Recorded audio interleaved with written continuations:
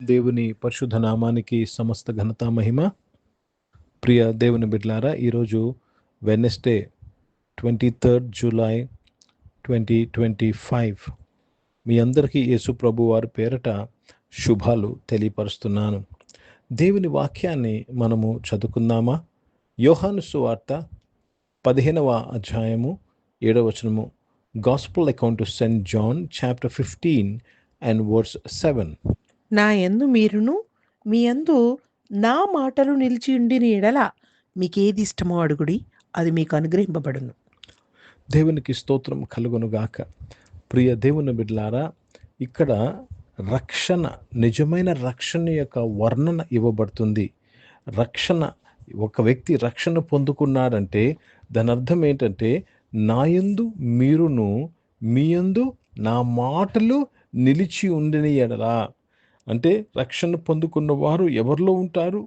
యేసుక్రీస్తులో ఉంటారు. రక్షణ పొందుకున్న వారిలో ఏముంటుంది? ఆయన వాక్యం నిలిచి ఉంటుంది. ఇది రక్షణ యొక్క డెఫినిషన్, వర్ణన అయి ఉన్నది. మీరు క్రీస్తులో ఉంటారు, దేవునిలో ఉంటారు, దేవుని వాక్యము మీలో ఉంటుంది. తర్వాత రాయబడిన మాట, అప్పుడు మీకు ఏది ఇష్టమో అడుగుడి, అది మీకు అనుగ్రహింపబడుతుంది. జాగ్రత్తగా గమనించాలి.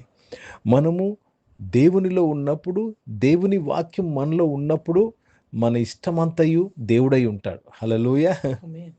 మన ఇష్టమంతయు దేవుడై ఉంటాడు. మీకు ఏది ఇష్టం అడుగుడంటే నేను ఏదో ఒకటి అడిగేస్తాను కాదండి. నువ్వు దేవునికి ఏది ఇష్టమో అది అడుగుతావు నీవు. Because you are in Christ and the word of Christ is in you.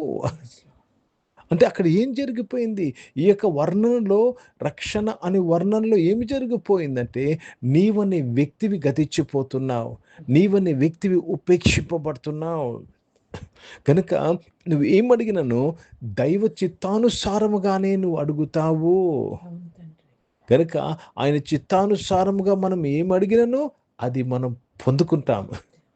Let me read this in English. If you abide in me and my words abide in you, this is the salvation definition. If you abide in me and my words abide in you, you shall ask what you will and it shall be done to you. You shall ask what you will and it shall be done to you. Only when you abide in God and word of God abides in you. కనుక ప్రియ సంఘమా, ప్రియ దేవుని బిడ్డలారా, దేవునికి స్తోత్రం కలుగును గాక. దేవుని మాట నీలో నిలిచి ఉన్నదా? దాని అర్థం ఏంటండి?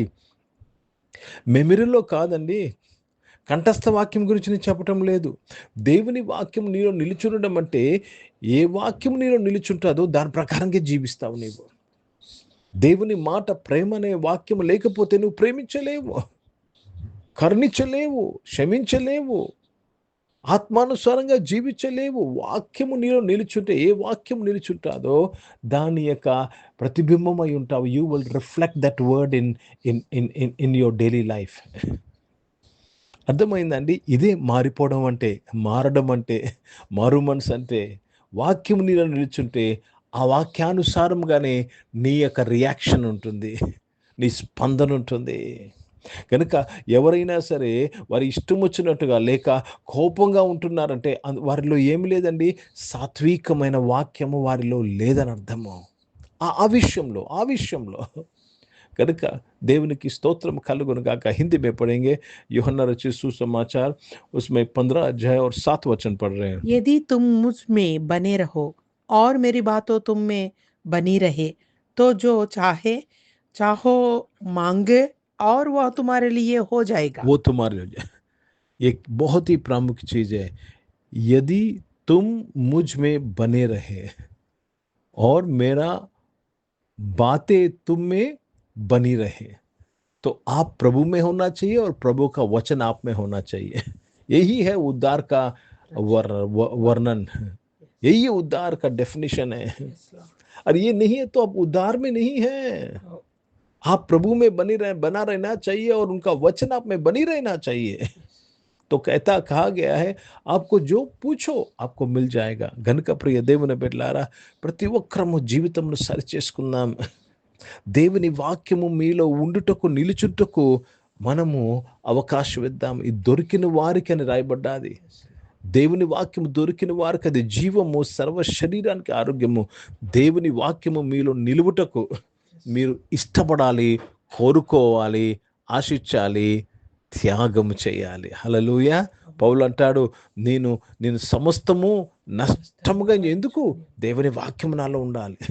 ప్రార్థన చేసుకుందాం. పరిశుద్ధ తండ్రి, మీ వాక్యం ద్వారా మా అందరితో మాట్లాడారు. స్తోత్రంలయ్యా దేవ. సమస్తం మీ చేతిగా ప్రతి ఒక్కరి జీవితంలో లోతైన మారు మనసు ప్రభు నాయన, వారందరూ అందరము ప్రభువులో ఉండుటకు, ప్రభు వాక్యము మాలో ఉండుటకు సహాయం ఇచ్చాను. అనారోగ్యం వారి కొరకు ముట్టి స్వస్థపరచడానికి స్తోత్రం.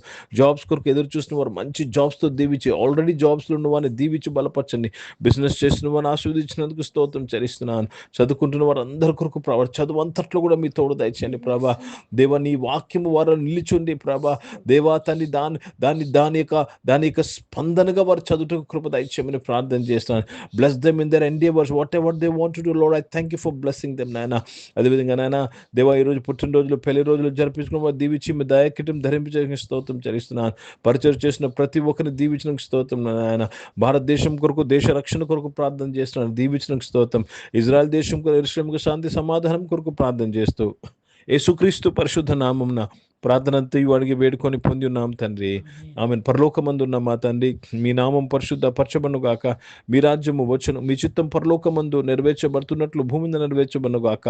మాకు కావాల్సిన ఆహారమును మాకు దయచేయము. మన అపరాధము చేసిన వారిని మేము క్షమించిన ప్రకారం అపరాధం శోధులు తెగ కింది తప్పించము. ఎందుకంటే రాజ్యము, శక్తి, మహిమ నిరంతరం నీవై ఉన్నవి తండ్రి. ఆమెను. ఇప్పుడు మన పరమ తండ్రి దేవుని ప్రేమ, ప్రభుని యేసుక్రీస్తు వారి కృప, పరిశుద్ధాత్మిక అనుని సహవాసం, ఈ ఆరాధనలో పాల్గొన్న ప్రతి ఒక్కరితో, ప్రార్థన చేయబడిన అంశములతో, సంఘముతో ఇప్పుడు ఎల్లప్పుడు సదా తోడై ఉండును గాక. ఆమెన్. దేవునికి స్తోత్రం. అందరికీ వందనాలండి. God bless you and praise the lord.